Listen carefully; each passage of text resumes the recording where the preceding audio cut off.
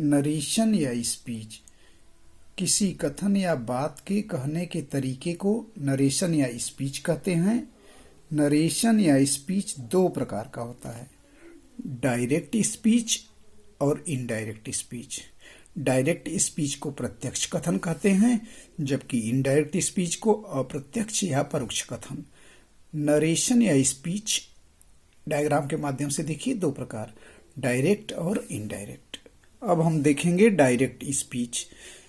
जब किसी व्यक्ति द्वारा कही गई बात को शब्दशः ज्यों का त्यों उसी के शब्दों में कहा जाता है तो उसे डायरेक्ट स्पीच कहते हैं।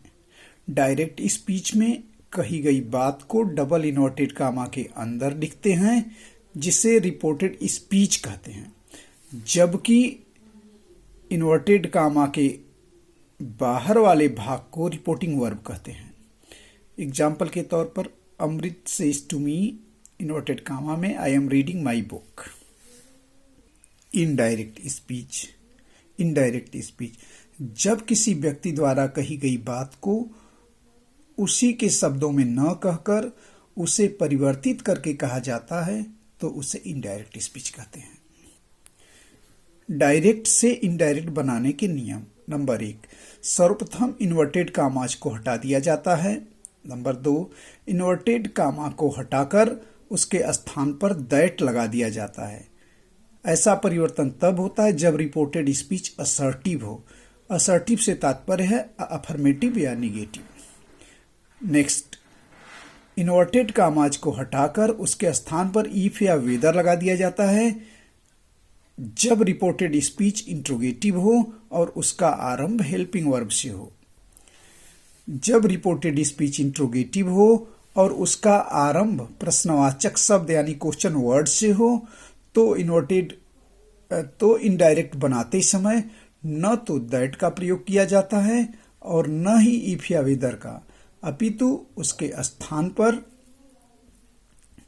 जो क्वेश्चन वर्ड होता है वही रिपोर्टिंग वर्ब और रिपोर्टेड स्पीच को जोड़ने का काम करता है।